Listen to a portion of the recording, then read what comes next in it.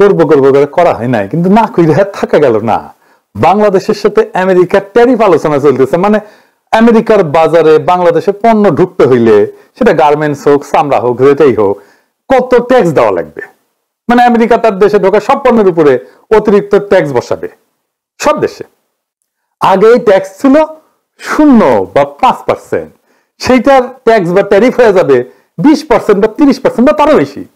এটা হুদাহুদি করে নাই, তারা কইতেছে এটা রিসিপ্রোকাল ট্যারিফ, মানে তুমি যেমন ট্যাক্স বসাও আমার পণ্যে, আমি তেমন ট্যাক্স বসাবো তোমার পণ্যে। মানে বাংলাদেশ যদি আমেরিকান পণ্যে 30% ট্যাক্স দেয় ধরে, তাহলে বাংলাদেশি পণ্য আমেরিকায় ঢোকার জন্য 30% ট্যাক্স দিতে হবে, নো হাঙ্কি পাঙ্কি। তো এই ট্যারিফ বসায় আমেরিকা থামে থাকে নাই, তারা আলাপ আলোচনা শুরু করছে দেশগুলোর সাথে। অনেক দেশ আলোচনা করে ট্যারিফ কমায়ও নিছে, শুল্ক কমায় নিছে আর কি। যারা কমায় নিছে তারা এমন কোন বাণিজ্য সুবিধা দিছে আমেরিকাকে যার জন্য ট্যারিফ কমাইতে পারছে। এটা একটা বার্গেনিং টুল আর কি, এটা দিয়ে বার্গেনিং করেছে আমেরিকা। বাংলাদেশের আলোচনা চলতেছে, এটা আগামী 31 তারিখের মধ্যে ফাইনাল হবে, মানে 2-1 দিনের মধ্যেই আর কি, যে বাংলাদেশ কত পাইতেছে ট্যাক্স বা ট্যারিফ। যদি বাংলাদেশ ট্যারিফ কমাইতে না পারে তাইলে হাতে হ্যারিকেন ধরতে হবে, কলে এই শুল্ক কার্যকর হবে 1 আগস্ট থেকে। তবে আমেরিকান বাণিজ্য মন্ত্রী বলছে শুল্ক কার্যকর হইলেও আলোচনা চলবে। আমি এটা নিয়ে একটা ভিডিও করেছিলাম, আপনারা জানেন যে আমি ইকোনমিক্সের ছাত্র। এই শুল্ক দীর্ঘমেয়াদে আমেরিকান ইকোনমির ক্ষতি করবে, তবে স্বল্প মেয়াদে তা আমাদের ক্ষতি করবে, অবশ্যই করবে, যদি আমরা শুল্কের একটা ভালো রেট না পাই। যাই হোক, আমি ওই একাডেমিক আলোচনাতে যাব না, আমরা এই চুক্তির একটা বিশেষ দিক নিয়ে আলোচনা করব। কুটি এশিয়া ইন্ডিয়া গেঞ্জাম করিচ্ছে, আর ইন্ডিয়ার গেঞ্জাম করে লাভটা কি, এটা নিয়ে আলাপ করব। এটা হইতেছে গোপনীয়তার চুক্তি। মানে এই যে বাংলাদেশ আলোচনা করতেছে আমেরিকার সাথে, সে আলোচনার আগে একটা চুক্তি করেছে বাংলাদেশের সাথে, তার নাম গোপনীয়তার চুক্তি। এখন বাংলাদেশে হালকা উঠেছে, কেন এই আলাপ গোপনে করতে হবে, কেন পাবলিক জানিতে পারিবে না, এগুলো সরকার খুব খারাপ কাজ করিচ্ছে, তাই না? দেবপ্রিয় কইছে এই ধরনের গোপনীয়তা চুক্তি করছে বাংলাদেশ এই ট্যারিফ নেগোসিয়েশনের টাইমে, তার নজিরবিহীন, আগে কখনো এটা হয় নাই। দেখেন, কথা সত্য, মিছা কথা কয় নাই। তার সাথে এটাও সত্য যে এই একতরফা সব দেশকে রিসিপ্রোকাল ট্যারিফ চাপাই দিয়া আলোচনা শুরু করা, এটাও আমেরিকা আগে কখনো করে নাই, এটাও নজিরবিহীন। এই গোপনীয়তার চুক্তি কি বাংলাদেশ একা করেছে আমেরিকার সাথে, নাকি সব দেশই করেছে? যারা আলোচনা করিচ্ছে সব দেশই করেছে। দেবপ্রিয়বাবুর দাবি সব দেশ করলেও বাংলাদেশ এই চুক্তি করতে পারবে না, তার মানে যে নেগোসিয়েশনে আলাপ এটা বাংলাদেশ করতেই পারবে না। তো আসেন একদিন দেখি, আমি তো কইলাম, আপনারা বিশ্বাস করবেন কেন, আগে দেখি যে আসলে অন্যরা গোপনীয়তার চুক্তি করেছে কিনা। হ্যাঁ করেছে, আমরা ফিলিপাইনের সংবাদ মাধ্যমে দেখতে পারি, তারা বলতেছে আমরা এটা বিস্তারিত বলতে পারবো না, কারণ এনডিএ মানে এটা বলে গোপনীয়তার চুক্তি, নন ডিসক্লোজার এগ্রিমেন্ট, মানে যেটারে আমরা গোপনীয়তার চুক্তি বলতেছি সেটা সাইন করা আছে। ইংরেজিতে কইছে, দেখেন, however when asked to provide a list of products included in the tariff concession, Rodolfo did not provide details as they are signatory of a non-disclosure agreement, NDA. It is covered by an NDA while we are still negotiating. আচ্ছা, তার মানে এরা করিছে। থাইল্যান্ডে কি কইছে? Due to signing of a non-disclosure agreement, the Thai government is unable to disclose specific details of the ongoing negotiations. তার মানে এদের সাথেও করা হয়েছে। আচ্ছা, আর্জেন্টিনার সাথে কি করা হয়েছে? এদের সাথেও এনডিএ করা হয়েছে। দেখেন কইছে, the bilateral pact has been quietly in the works for 3 months under the signing of confidentiality agreement, NDA, that prevent negotiators from disclosing details. এমনকি ভিয়েতনামে জানাচ্ছে যে তারা বলতে রাজি হয়নি, কারণ এই যে তথ্যগুলো, সে তথ্যগুলো পাবলিক না। তার মানে আমরা বেশ কয়েকটা দেশের গোপনীয়তার চুক্তি দেখলাম, ওরা করতে পারবে কিন্তু আমরা করতে পারবো না। কি আবদার! যদি সবাই চুক্তি করে আর আমরা যদি এই চুক্তি না করি, তাহলে আমাদের সাথে নেগোসিয়েশন করবে আমেরিকা? বলেন তো। আমেরিকা তো বলবে তুমি কোন হরিদাস পাল আসছো যে তোমার সাথে গোপনীয়তার চুক্তি ছাড়া নেগোসিয়েশন করতে হবে আমাকে। আচ্ছা ধরেন এই এগ্রিমেন্ট ছাড়াই, গোপনীয়তার চুক্তি ছাড়াই আলাপ করলো বাংলাদেশের সাথে, স্পেশাল খাতির করলো আর কি আমেরিকা। তো যারা সাইন করেছে এই গোপনীয়তার চুক্তি, তারা এসে বলবে না যে আমার সাথে সাইন করলা এগ্রিমেন্ট, বাংলাদেশের সাথে করলা না কেন, বিষয়টা কি, পিতলা খাতির কেন? আমেরিকা কি জবাব দিবে? তারপরে দেবপ্রিয়রা প্রশ্ন তুলতে পারে, কেন এটা জনগণ জানবে না? কি আর বলবো, এই দেবপ্রিয়রা 111 করলো। দেবপ্রিয় কিন্তু এই জেনেভায় পোস্টিং নিছিল 111 এর পরে, বেনিফিশিয়ারি ছিল। এই দেবপ্রিয় ট্রানজিট ট্রান্সশিপমেন্টের ওকালতি করেছে, আর এখন খুব নন ডিসক্লোজার এগ্রিমেন্ট করেছে। সিপি ব্যবহার করেছে বাণিজ্যের নামে গোপন চুক্তি মানবো না, ওরে আমার ওরে ওরে, এগুলোর মাথাত খততলা গোবর দিলেও হইতো। যাই হোক, আলাপটা কি কইতেছে ওরা বুঝেছে, আসেন এটা একটু আমরা বুঝে দেখি। আমি আপনাদের আগেও কইছি, সিপিবি যা বলবে, দেবপ্রিয় যা বলবে, তার উল্টা দিকে দাঁড়াবেন। সিপিবি যেহেতু বিরোধিতা করতেছে, দেবপ্রিয় যেহেতু বিরোধিতা করতেছে, এটা দেশের জন্য ভালো আর ইন্ডিয়ার জন্য খারাপ। এই চুক্তিটা কোনো গোপন চুক্তি না, এটা গোপনীয়তার চুক্তি। গোপন চুক্তি আর গোপনীয়তার চুক্তি দুইটা ভিন্ন জিনিস। মানে যতক্ষণ এই ট্যারিফ নিয়ে আমাদের আলোচনা হইতেছে আমেরিকার সাথে, ততক্ষণ আমাদের আলোচনার বিষয় বাইরে যাবে না। ধরেন প্রফেসর ইউনূস আর তারেক রহমান আলাপ করলেন লন্ডনে, তো ওই আলাপ কি লাইভে দেখছি আমরা? ওটা লাইভ হইতো, গোপনীয়তার যদি কোনো দরকারই না থাকে। গোপনীয়তা যখন থাকার দরকারই নাই, তাহলে ওই আলাপের পুরাটা রেকর্ড করে জানাই দিলে হয়। তা তো জানাই নাই, আলাপের ফলাফল আমরা জানছি, কিন্তু আলাপের খুঁটিনাটি জানার দরকার আমাদের নাই। এই আলাপ তো প্রকাশ্য করার বিষয় না। কেন না, আমি এটা পরে বলতেছি। এই আলাপ হবে বাংলাদেশের ট্যারিফ কত হবে।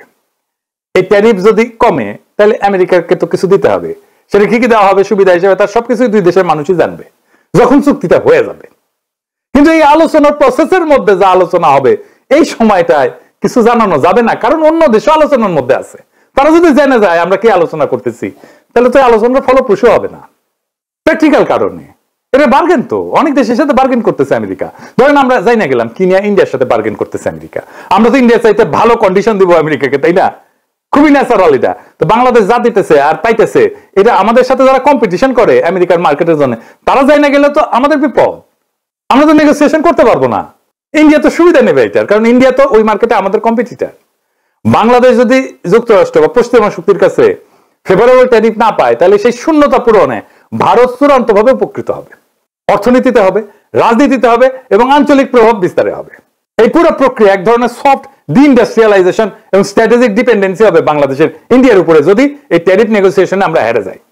বাংলাদেশকে পশ্চিমের বাজারে দুর্বল কইরা বাংলাদেশের অর্থনীতি ভারত নির্ভর করে তুলতে পারবে ইন্ডিয়া, যদি এই ট্যারিফ নেগোসিয়েশনে আমাদের চাইতে ইন্ডিয়া ভালো ট্যারিফ পায়, অথবা আমরা যদি অনেক বেশি ট্যারিফ দিতে হয়। এই জাউরারা হাউকাউ করতেছে, মানুষকে কনফিউজ করতেছে, যেন এই নেগোসিয়েশনে বাংলাদেশ জিততে না পারে, ইন্ডিয়া যেন বেশি সুবিধা পায় আর আমাদের মারা যায়। দেবপ্রিয় সিপিবি এদের হাউকাউয়ের লক্ষ্যই এটা। এই প্রসঙ্গে আমি কোভিডের টাইমে একটা ঘটনার কথা মনে করাই দিই, মিল পাবেন। কোভিডের টাইমে আমরা যেন ভ্যাকসিন না পাই, সে বাগড়া দিছিল ইন্ডিয়া। মানে ইন্ডিয়া চাইছিল ভ্যাকসিনটা যেন ইন্ডিয়া থেকে নেওয়া হয়। তাহলে ইন্ডিয়ার লাভ কি? ইন্ডিয়া এটা তার কূটনৈতিক অস্ত্র হিসেবে ব্যবহার করবে। আমি বেনে বেনে করছি না, দেখেন তো। এই সময় চীনের সাথে ভ্যাকসিন কেনা নিয়ে আলাপ হচ্ছিল বাংলাদেশের। বাংলাদেশকে চীন একটা খুব ভালো প্রাইস দিছিল, দাম দিছিল, খুব কম দামে। শ্রীলঙ্কা থেকে কম দামে এমনকি বাংলাদেশকে টিকা দেওয়া হয়েছিল। শ্রীলঙ্কার তখন অর্থনৈতিক অবস্থা খুব খারাপ, আপনারা তো জানেন। তার সেই অবস্থা তো বাংলাদেশকে একটা ভালো প্রাইস দেওয়া হয়েছিল, যেটা শ্রীলঙ্কার চাইতে কম। এটা হয়েছিল একটা গোপনীয়তার চুক্তি দিয়া। কারণ এই প্রাইসটা যদি শ্রীলঙ্কা জানে যায়, নেপাল জানে যায়, সবাই তো বলবো আমাকে বাংলাদেশে প্রাইস দাও। বাংলাদেশ এটা বার্গেন করে পাইছিল। সেই চুক্তির ফাইল প্রথম আলো রোজিনা চুরি করে সচিবালয় থেকে। রোজিনাকে গ্রেপ্তার করা হয়। আমি বলছিলাম কাজ ঠিক হয়েছে। এইটা রোজিনা ইন্ডিয়াকে সার্ভিস দিতে গিয়ে কাজ করেছিল। এই ফাইল রয়ের হাতে তুলে দিত। গোপনীয়তায় ঢাকা ফাইল থেকে আমরা যে দাম পাইছি এটা প্রকাশ করে দিত রোজিনা পত্রিকায়। আপনি দাম প্রকাশ করে দিলে তো চীন বিপদে পড়বে। ইন্ডিয়া শ্রীলঙ্কা যায় বলবে, কেন তুমি আমার কাছ থেকে বেশি দাম নিলা বাংলাদেশ থেকে? তাসলিম খলিলুল্লাহ তখন যুক্তি দিছিল, রোজিনাকে দিয়ে কেন চুরি করাবে ইন্ডিয়া? ইন্ডিয়া চাইলে তো ওবায়দুল কাদের হাতে দিয়ে আসতো ফাইল। দেখেন এদের বুদ্ধি দেখেন। ফাইল পাওয়া নিয়ে তো কোনো ইস্যু নাই। ফাইল একটা কেন 10টা ফাইল দিয়ে আসতে পারে। ইস্যু হইতেছে মিডিয়া বাংলাদেশ যে দাম পাইছে সেটা প্রকাশ হওয়া। একমাত্র সেটা প্রকাশ হওয়া মাত্রই এই চুক্তি ভঙ্গের, গোপনীয়তার চুক্তি ভঙ্গের অভিযোগ চীন করতে পারে এবং সেই অজুহাতে আমাদের ভ্যাকসিন দেওয়া বন্ধ করে দিতে পারে। রোজিনা ব্যর্থ হওয়ায় একজন ডেপুটি সচিব সে দাম প্রকাশ করে দেয়, ফলে চীনা ভ্যাকসিন আসা বন্ধ হয়ে যায়। আমাদের 2 বা 3 গুণ দাম দিয়ে সেই ভ্যাকসিন কিনতে হয়। তাহলে এটা অনুসন্ধানী সাংবাদিকতা নাকি দেশের মানুষের? আমাদের যে বেশি টাকায় ভ্যাকসিন কিনতে হইলো, এটা কার জন্য? রোজিনার জন্য। তো বাংলাদেশকে যে অধিক টাকা গচ্চা দিয়ে ভ্যাকসিন কিনতে হইলো, সেটা আগে কি রোজিনার বাপ দিবে না ওর হাজবেন্ড দিবে? এটা কারে বুঝাইবেন? এই একই ঘটনা ঘটেছে ট্যারিফ নিয়ে আলোচনায়, গোপনীয়তার চুক্তি নিয়ে। আসেন এটা একটু বুঝে দেখি। দুনিয়ায় কোন দেশের মিডিয়ার কোন কুরকুরে নেয়? সবাই তো এই সাইন করছে না, একমাত্র বাংলাদেশের অনুসন্ধানী সাংবাদিকদের এতই কারেন্ট, এই গোপনীয়তার চুক্তি প্রকাশ করতেই হবে। তো এটা নিয়ে কি হইলো আসেন দেখি। এখানে একই রোজিনা কাণ্ড ঘটনা হইলো। এনবিআর এর দ্বিতীয় সচিব মুকিদুল আলমকে দিয়া এই আলোচনার বিষয়াদি কচুক্ষেতি বাইর করল। কচুক্ষেতি মানে কিন্তু ওয়াকারের বালক, বালক মানে জানেন তো, হ্যাঁ, যে দেয়, বুঝছাও, র এর ডাইরেক্ট পেরোলে এই পদ বালক, সেইটা দিয়া বাংলা আউটলুকে নিউজ করাইলো। মুকিদুল ধরা খাইলো, চাকরি গেল, বাংলা আউটলুকের নিউজ ছড়াই নিলে কচুক্ষেতি নিজের পেজে ওই চুক্তির আলোচনা প্রকাশ করে দিল। দেখেন এর ফলে কি হইলো, বাংলাদেশের আলোচকেরা, নেগোসিয়েটরেরা মারাত্মক চাপে পড়লো। আলোচনার নেগোসিয়েশন আমরা পিছায় পড়লাম, ইন্ডিয়া আপার হ্যান্ড পাইলো। তাহলে বুঝেছেন তো কে কার সুবিধার জন্য এটা পাবলিক করা হয়েছিল, ওই বালক ওয়াকারের কেন এটা পাবলিক করলো। আপনারা তো জানেন বাংলাদেশ যদি ফেভারেবল ট্যারিফ না পায় তাহলে ইন্ডিয়া লাভবান হবে, আর কেউ না। ইন্ডিয়াকে উপহার দিল ওয়াকারের বালক। এইবার সব বুঝেছেন তো, মিলিছে সব। বাংলাদেশের শিল্প, গার্মেন্টস, রপ্তানি আমেরিকার বাজারে সব ধ্বংস করে দেওয়ার কাজটা এই ওয়াকারের বালক করে দিল। যদি বাংলাদেশ ভালো ট্যারিফ না পায় তার দায় একমাত্র বালকের। আপনারাই বলেন এটা প্রকাশ করে কি এমন হাতি ঘোড়া বজরা পানসি হয়েছে? কি অর্জন করছে বাংলাদেশ? কিছুই না। বাংলাদেশের জনগণ কি অর্জন করছে? কিচ্ছু না, হারাইছে। কিন্তু এইটা প্রকাশ করার জন্য এত কুরকুরানি কেন ওদের কোয়ায়? কুরকুরানি মোদির কুরকুরানি, ইন্ডিয়ার কুরকুরানি। কারণ মোদি কইছে শুধু ওয়াকার নামিও তোমার বালক বানাবো, আর ওই খুশিতে নাচছে দৌড়। তাইলে কি আমরা ফেভারেবল ট্যারিফ পাবো না আমেরিকার বাজারে? দুটো দিন অপেক্ষা করেন, ভালো খবর পাবেন ইনশাআল্লাহ। ওয়াকারের পদ বালক কাজটা খুব জটিল এবং কঠিন করে দিলেও এটা উত্তরানো গেছে। আমার কাছে যতটুকু খবর আছে, চুক্তির ডিটেলস বেশি জানতে পারবেন তাড়াতাড়ি। এই ট্যারিফ আলোচনা, এই গোপনীয়তার চুক্তি সবই কূটনৈতিক বাস্তবতা। এই বাস্তবতায় কার কি বক্তব্য, কে কি প্রকাশ করলো সেটা বড় কথা না। বড় কথাই যে বাংলাদেশে কোন দালাল চক্র, কোন রোজিনা সিন্ডিকেট, অনুসন্ধানী সাংবাদিকতার নামে রয়ের দালাল, ওয়াকারের পাঁচটা হাইব্রিড অনুসন্ধানী সাংবাদিকদের খেয়ালকুচির উপর চলে না। আমাদের রাষ্ট্র যদি সাহসিকতার সাথে ন্যায্য বার্গেন করে, যদি ঠিক সময় জিপ কামড়ে চুপ থাকে, তাহলে আমরা জিতবো। কারণ এই খেলা গলা ফাটানোর না, মাথা খাটানোর। আজকের দিনটায় আমরা শিখে গেলাম তথ্য চুরি করা নয়, কৌশল দিয়ে জয়লাভ করতে হয়। গোপন রাখাটা সবসময় চোরের চক্রান্ত না, কখনো কখনো তা হয় রাষ্ট্রীয় অস্ত্র। যারা চায় বাংলাদেশ বিশ্ববাজারে হারুক, তারা চায় না গোপনীয়তা থাকুক এই বাণিজ্য আলোচনায়। তারা চায় প্রত্যেকটা দরজার চাবি পড়ুক দিল্লির হাতে। কিন্তু না, এবার আর তা হবে না। বাংলাদেশ দাঁড়াইছে নিজের কৌশলে, নিজের স্বার্থে, এবং এই দাঁড়ানোয় মাথা উঁচু করে দাঁড়ানো। ধ্বংস হয়ে হারায় যাওয়ার আগাম ঘোষণা না এটা। এই জাতি মাথা নত করে না। এই জাতি নিজের বাজার, নিজের রপ্তানি, নিজের শ্রমিকের ঘাম দাম চায়। যুক্তরাষ্ট্র হোক, ভারত হোক, কেউ আমাদের পেছনে রেখে সুবিধা পাবে না যদি আমরা নিজের প্রতি বিশ্বস্ত থাকি। তাই শেষ কথা একটাই, এই লড়াইয়ে আমরাও জিতবো। কারণ এইবার বার্গেনের টেবিলে বসছে এক নতুন বাংলাদেশ, ইনকিলাব